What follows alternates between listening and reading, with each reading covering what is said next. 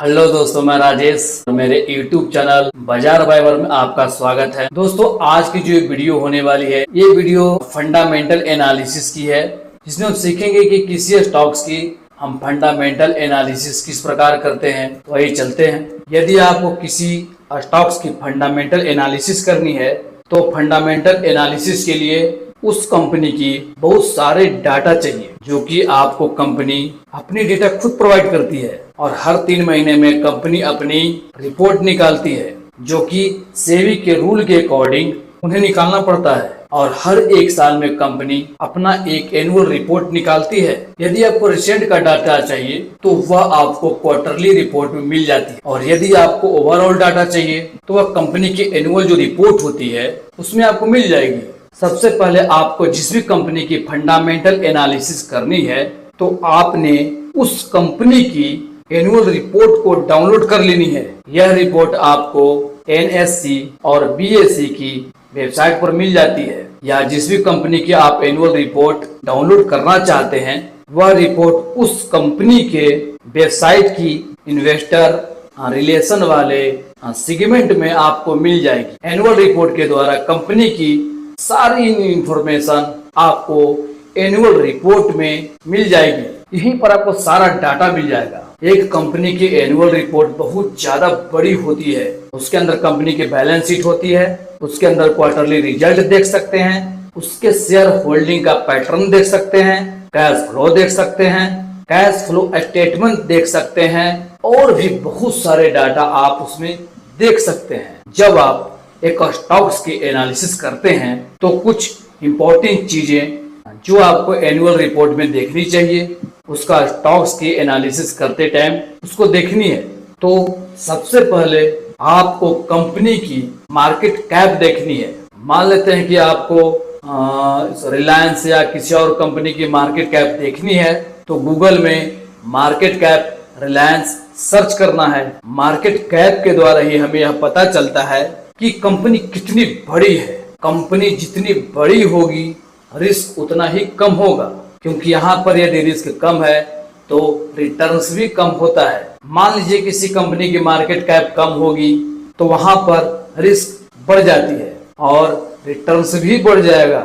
इसी तरह आपको कंपनी की साइज के बारे में पता चल जाएगा। तो दोस्तों, पहले हमने अभी बात की मार्केट कैप देखना है। किसी भी कंपनी का मार्केट कैप कैसे देखते हैं, उसके बारे में हमने चर्चा की। अभी दूसरे नंबर का है किसी कंपनी की रिटर्न ऑन इक्विटी। कंपनी अपनी इक्विटी के ऊपर कितना रिटर्न जनरेट कर रही है। जब भी कोई कंपनी पैसा रेज करती है, तो वह उससे 2 तरीकों से रेज करती है।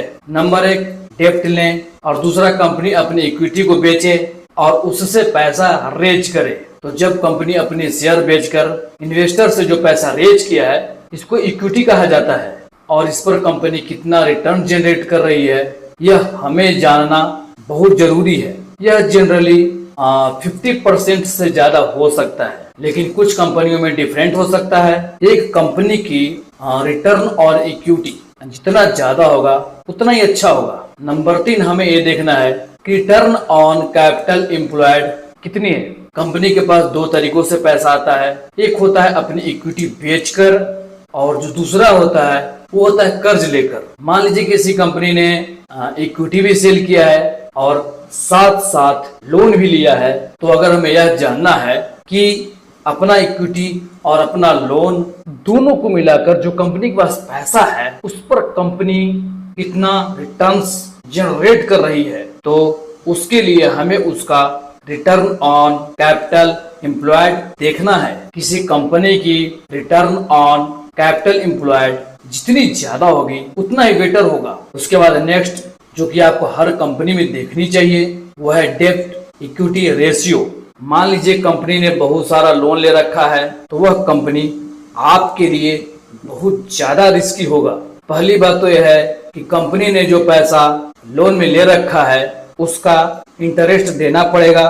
उससे कंपनी का प्रॉफिट घट जाएगा, और आप यदि उस स्टॉक्स में निवेश कर रखे हैं, तो आपका भी प्रॉफिट घट जाएगा। यदि कंपनी के ऊपर लोन ज्यादा है और उससे कंपनी में कोई प्रॉब्लम आती है, तो वह कंपनी बैंक करप्ट हो सकती है। इसीलिए आपको उस कंपनी में पैसा इन्वेस्ट करना है जिसकी डेब्ट इक्विटी रेशियो 1 से कम हो। और यदि आपको ज्यादा सेफ्टी चाहिए तो ऐसी कंपनी में इन्वेस्ट करिए जिसका डेब्ट इक्विटी रेशियो 0.5 से कम हो। लेकिन आपको पता होना चाहिए कि बैंक सेक्टर और एनबीसी सेक्टर में डेप्थ नहीं देखा जाता।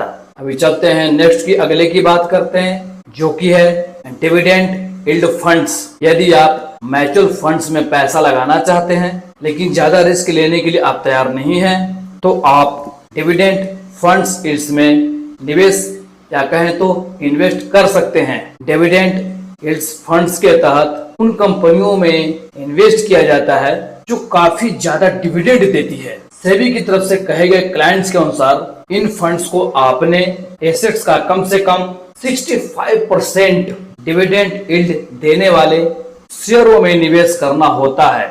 ज्यादा डिविडेंड बड़ी कंपनियां देती हैं या फिर सरकारी कंपनियां, और डिविडेंड यील्ड्स फंड का निवेश इन्हीं कंपनियों में होता है। डिविडेंड यील्ड्स फंड सामान्य तौर पर दूसरे इक्विटीज की तुलना में कम ध्यान आकर्षित करते हैं।